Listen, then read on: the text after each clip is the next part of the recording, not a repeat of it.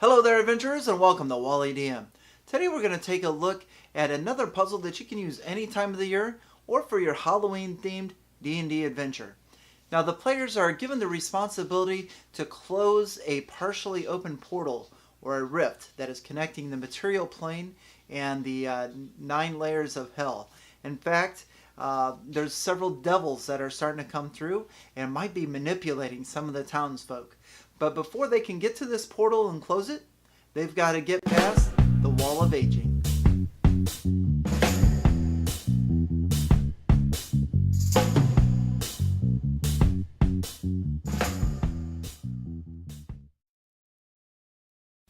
So I based this puzzle on the All Hallows Eve Irish legend of Sleepy Jack. Now, Sleepy Jack was not the best of characters. But he tricked the devil, and long story short, he is not able to get into heaven and not able to get into hell. So he is doomed to walk the earth, and lighting his way with a emblem of coal given to him by the devil from hell. Lighting his way, he carries a turnip, and it's a hollowed out turnip, which several people believe is the birth of the jack-o'-lantern. So the way I'm going to run this puzzle is, I might not call him Sleepy Jack, but for the sake of this puzzle I will, is I'm going to create just a little bit of a legend of a ghost that is walks around in this town, especially at this time of year, which will be the town's equivalent to a Halloween or All Hallows Eve. And of course he'll be carrying a hollowed out turnip to light his way. And the good members of the town are going to hire or put it upon the players to go and close this portal. And Sleepy Jack, he's going to lead the way.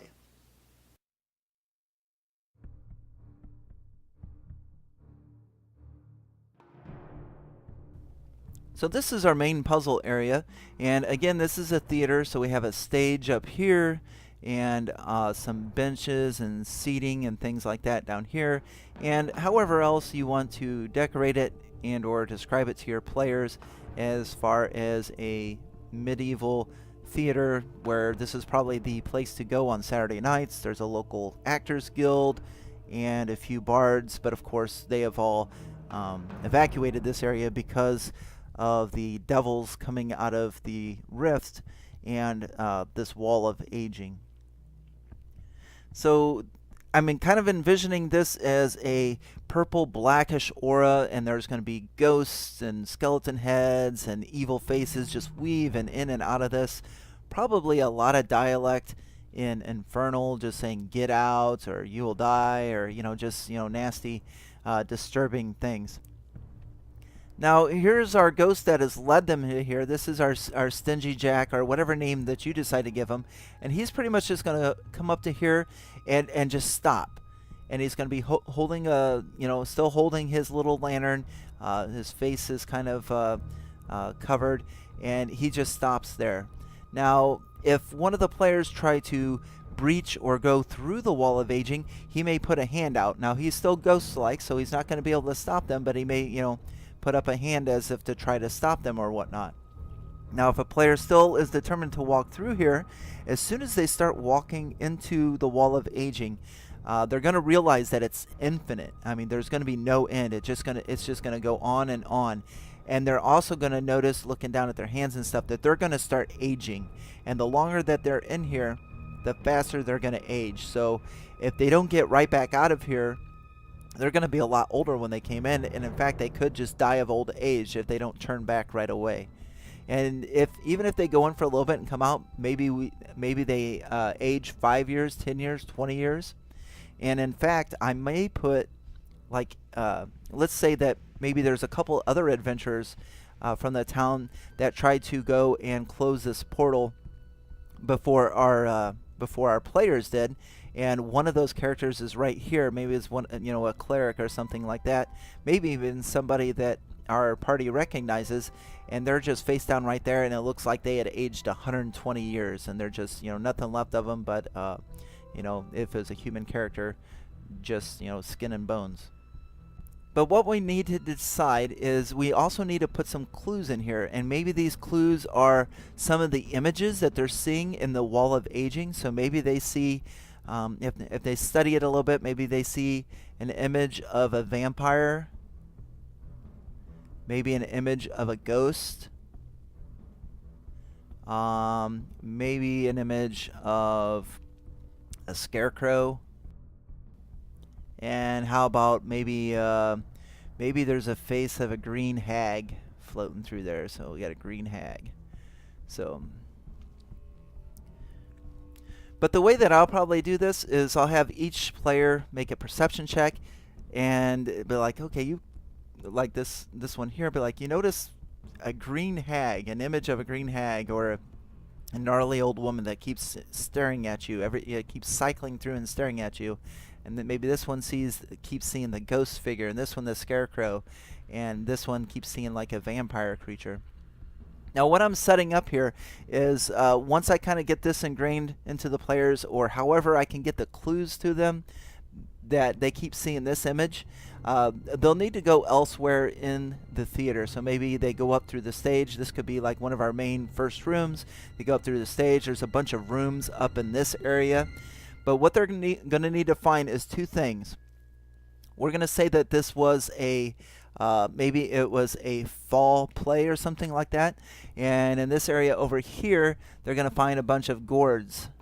And in particular, stuff that you would see around Thanksgiving, or whatnot. But what I'm looking for are turnips. And the reason I'm picking turnips is because that's part of Stingy Jack's story, the Irish folklore, and how the jack-o'-lantern became was with the turnips. So over here they're going to find some turnips and some knives, and probably some candles. So it should be evident to them that they need to make a lantern similar to the one that our ghost or Stingy Jack over here is carrying. Now on the other side, we're going to have a separate room, and it's not going to be right adjacent here. I mean, it's going to be out, somewhere else in the theater and stuff. But we're going to have a dressing room or a costume room. And once our players find this, it's probably going to be evident, be like, we'll point it out to the one that kept seeing the green hag, that they see a witch's costume or a hag costume that might have been used in a previous play. And the one that's seen the vampire be like, it looks like, you notice there's some wardrobe in here that would make a vampire costume. So once the players find the turnips and the costume room, it should become evident that they need to dress in a costume of one of the creatures they see in the Wall of Aging. So if this one's seen the ghost, there's probably a ghost costume in here, so they need to dress up in that, grab a turnip and make a lantern with a candle. And then at this time, if they come up here and Stingy Jack is watching them, whatever else, he may motion for them to come on through. So instead of trying to motion for him, say, hey, stop, it's like maybe he shakes his head yes and says come on through. And once they are dressed in their Halloween costume with their turnip lantern to lead the way, they may penetrate and breach the Wall of Aging and go in here to close the portal. So that's the puzzle I have for you. I got quite a few notes that I kind of want to just give my thoughts, and then of course I love to hear some feedback on the puzzle in the comment section below. So as far as how the players close the portal, that's completely up to you as a DM. Some of my thoughts were a special kind of a dust or an oil or an ancient scroll that they need to read, or maybe they brought somebody along with them that knows how to close the portal. So of course up to you, to the DM, once the players breach the Wall of Aging, as to how the portal is shut off. Maybe they need to venture to the Nine Hells with Sleepy Jack and his turnip leading the way, and maybe the answer is on the other side. So a good way to put an interplanar adventure in there. Now, one of the other things that I thought of is, since each of the players need to dress up in a costume or a Halloween type costume, is maybe these costumes are not going to accommodate armor. So, your fighters, your barbarians, your clerics that are wearing some type of armor, shield, helmet, or what have you, are going to have to leave that behind in order to put the costume on to walk through the Wall of Aging. So I will probably put a treasure chest with a key inside the dressing room of the theater, and maybe if they don't lock their things up before they leave, that might end up disappearing. So I'll have to play it out and see how it goes.